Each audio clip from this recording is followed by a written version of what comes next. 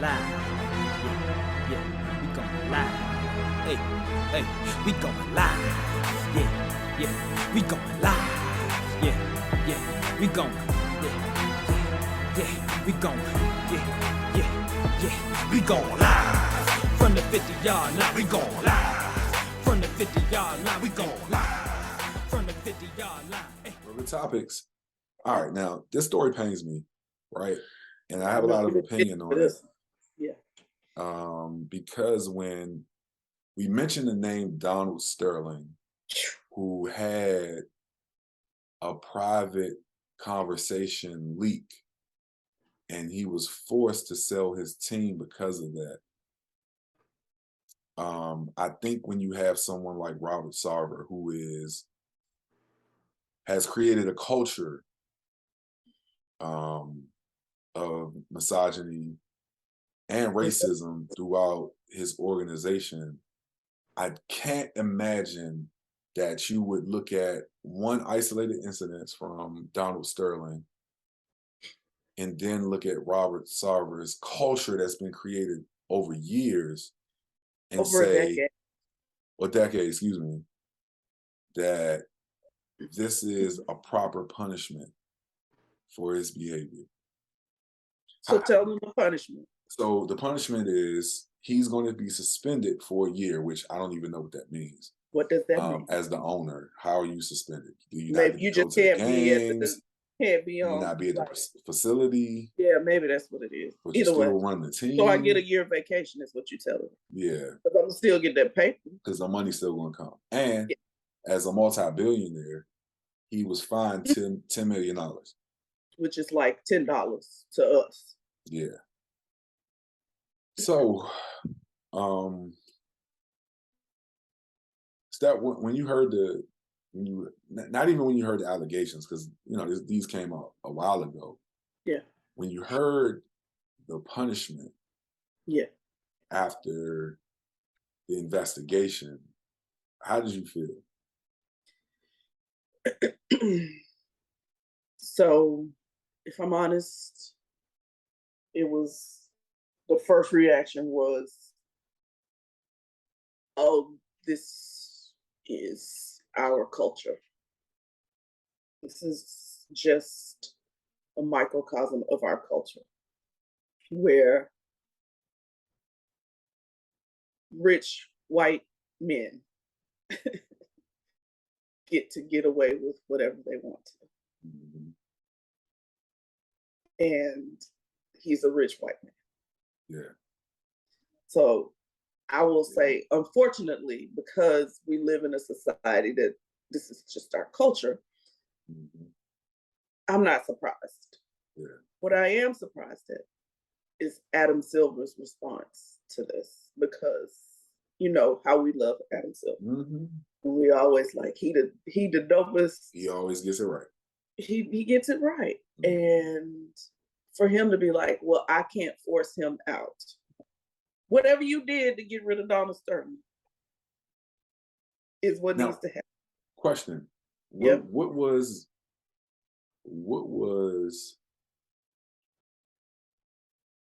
Adam Silver's first year? I don't remember. You think he came after? Yeah, because I want to say that was David Stern. That was David Stern. It was. But I guess my point is, there is still the opportunity, because if David Stern was able to do that, then that means that it could be done. It is possible. That's my only thing. It is possible for that to take place. And so that was my first thing, the Adam Silver response. And I'm really, because this probably would not happen in the NFL, because we've already had many a conversation about the difference in how the players, the autonomy to speak freely that the players have in the NFL versus the NBA. But to have, LeBron and Chris Paul and even one of the minority owners of the team come out and speak and say, he got to go. Yeah. So I'm curious because we know who Chris Paul is. Yeah. And he was on that team. Exactly. And we know how he is, and how we know LeBron to be very much an activist, and we know Chris Paul to be very much. And so I'm curious to see if they're going to utilize their power as players, right, to galvanize the NBA.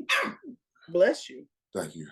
To make them the same way we have cancel culture in the world, that and people get out here and say stupid things and lose their jobs and all this kind of stuff and do us. I'm curious to see if they're going to galvanize their power to come together to try to force something on Adam Silver with this man. So you can believe that something's happening behind the scenes. You know, I've seen a few tweets about it, but let me correct myself, because while David Stern did retire in 2014, Adam Silver took over office February 1st of 2014. The Donald Sterling thing happened in April. And so Adam Silver was the commissioner that, you know, was in power at the time when that happened. So there we go. That's what I'm saying. Like, and to your point, it was one incident. Well, we know that it wasn't just that one, but one that they can prove with Donald Sterling. But apparently, in reading about this, it's been thing after thing after thing over a decade of you, just like you said, creating this culture of misogyny and racism and just being, So you don't deserve to represent the NBA, in my opinion, because of it. You just don't. You don't deserve to be making money off because that just lets me know how you feel. It lets me know how you feel, and as a woman, a Black woman, so you hit me in two ways, bro. I am offended that this is all that happens to you, honestly. I agree. I mean, I just don't understand. You know, it's not. It don't make sense right now. And you know, I kind of wish Adam Silver kind of said a little more about the rationale behind there not being anything, and not just say like, "Hey, there's nothing I can do. My hands are tied." I would love for him to present okay, because this is in place, this is why this can't happen now like it did in 2014 for Donald Sterling, because that's going to be the measuring stick. That was the first time we've ever seen, at least the first time I've ever seen, an owner removed from a team. I've never seen that before. Never seen it. But I you know what? It sparked in me this. We almost need a movement, and it probably would have to be the athletes who would spark it. But there needs to be a proper vetting. And I know we live in this, you're innocent until proven guilty, but I feel like because professional sports has been around for as long as it has, and a lot of those people who are owners were owners when things were different. That there might need to be like this vetting of all owners of every team from every sport. To you mean the owners that are currently there, and then need to be every owner of every team of every sport, finding out exactly who, how, and what they believe and what they're about. Because and what this could do is open the door for players to step in to start to have some ownership. Because what I think is going to happen is you're going to have about 30 to maybe, it might be way higher than that, 30% plus of owners who are going to be Robert Sarver and Donald Sterling. And you shouldn't own a team, especially a team where majority of your team is Black. And your thought process about them is derogatory. Right. Because to me, that means it's just because they get paid. I guess you feel like it's not, but it is in your mind like plantation mentality. Mm-hmm. You slave owner mentality. $40 million slaves. So we have to eliminate and eradicate that out of professional sports. You should not be making money off the backs of people when you don't when you feel that way about them. Exactly. You shouldn't. You shouldn't be allowed to. I agree. So, I agree. You can tell I really was hot about this. Anyway. Yeah, I already know. I already know. Let's move on to this Tyrod Taylor. Yes, because we could be here all day. I'm so glad that he did. I was trying to figure out like why it hadn't happened yet. Mm-hmm. Because this was a few years ago. This was the year that they drafted Justin Herbert. And Tyrod Taylor was supposed to be the starting quarterback that year while Justin Herbert learned. And a doctor, I don't know exactly what he was trying to do, but right. he punctured Tyrod Taylor's lung and during the game. I don't know if he was administering some type of I think he had like pain. a rib. Mm-hmm. I think it was like a rib thing. He had a rib issue, and he was and he was that's what getting it was. a shot to kind of numb the pain. How they do, yeah. And he punctured his lung doing that. Yep. Not only did it cost him his position with the Chargers, it cost him money. Because he lost out on being the starting quarterback. Yep. And he lost that position for the rest of the year, and then they got rid of him. Yeah.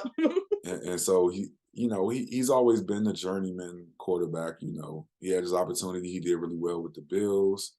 Yeah. He went to the Browns and got injured when Baker Mayfield got there. And so, when you saw this, it's like, okay, he has a home with the Chargers, and then this, you know what I'm saying? And so, I felt I'm glad I'm glad he filed that suit.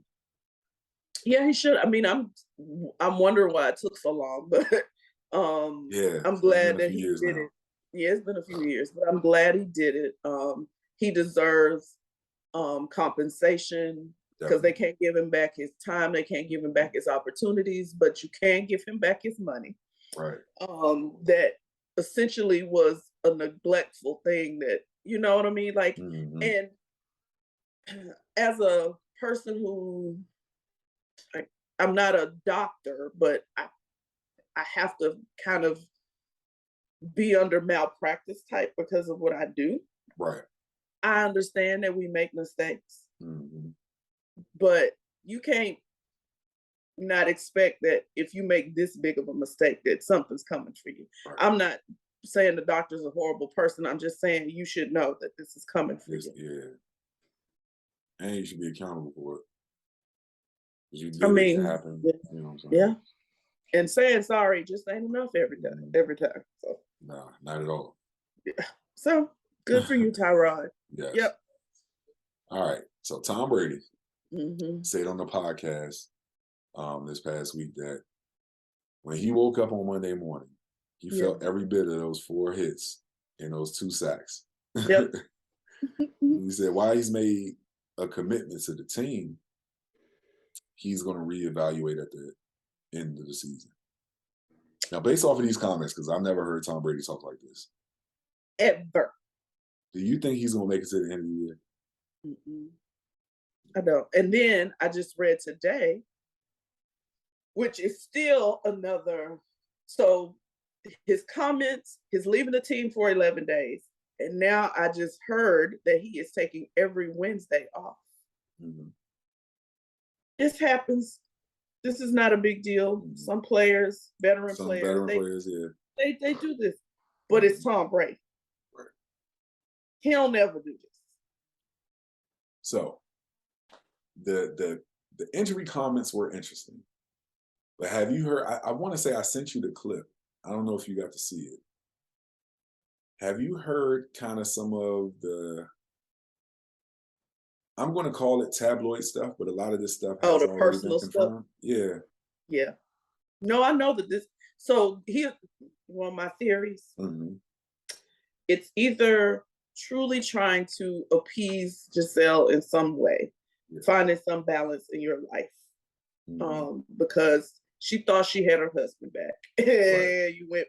Clearly, she was not happy. If we go by what kind of the way things have been, and she publicly came out and kind of said that she wasn't expecting him to go back. So I think that it's safe that we can say we're not putting gossip out there, that she wasn't happy for their family about him returning to football. So either he is trying to find a way to appease her, or there is something else medically that he went through, that he is still going through, that is requiring him not to be there on a weekly basis. So it's one of those two things, I feel. I'm going to go with the former. And one of the things I like, you know, I've seen a couple of the things and the kind of the reports that are confirmed and unconfirmed. One of the reports is that they are living in different spaces as of right now. Well, she didn't move back to Tampa with him. Yeah. Which isn't, I guess that's not that big of a deal. It's not. Their son plays football up there. Oh, okay. So, okay. Like he got on a plane. I didn't know that he went to school up there. That's right. Yeah. His son got on a plane to go to his son's game after like a practice. A practice. Yeah. I think that Wednesday is probably like, hey, after practice on Tuesday, I'm getting on a plane and I'm going to go spend time with my family because we're in two different places right now. And by all accounts, like Giselle is fed up. So I'm going to lean to the former, and I hope that, you know what I'm saying, like that he's able to work it out. You know what I'm saying? Because, you know, this is his family. And I know that because and this is the reason why I feel like because he made this commitment to the team, I think he's going to honor it for the entirety of the year because he has too much pride not to. But I think that he retires at the end of this year. Oh, yeah. He for real retires. Yeah. And seeing that Gronk is like, no, I'm serious this time. Yeah. No, I'm not coming back. I think he will. And so if it's the former, then, yeah, I see him staying the year. If it's the latter, I don't know. Yeah. I don't know. He's 45. I don't know if you paid attention to how he been walking lately, but it don't look right. Something. Anyway, so hitching his giddy up, it is something. So, if like to hear him say, "Oh, I feel it," okay, yeah. So I pray it's the first because I don't want him to be sick. I don't want anything to be wrong with him, you know. But just a little weird, because even the 11-day thing, according to what I think either Todd Bowles or somebody else with the team said, was it was expected to happen. They knew it was coming. Yeah. So if this was about your family, how did they know it was coming? Right. Anyway, yeah. You know, I'll be over here going deep in my about this stuff, but yeah. Super analytical. All right. We just put the cameras on me, put the cameras on me, put the cameras on me, put the cameras on me, put the cameras on me, put the cameras on me, put the cameras on me.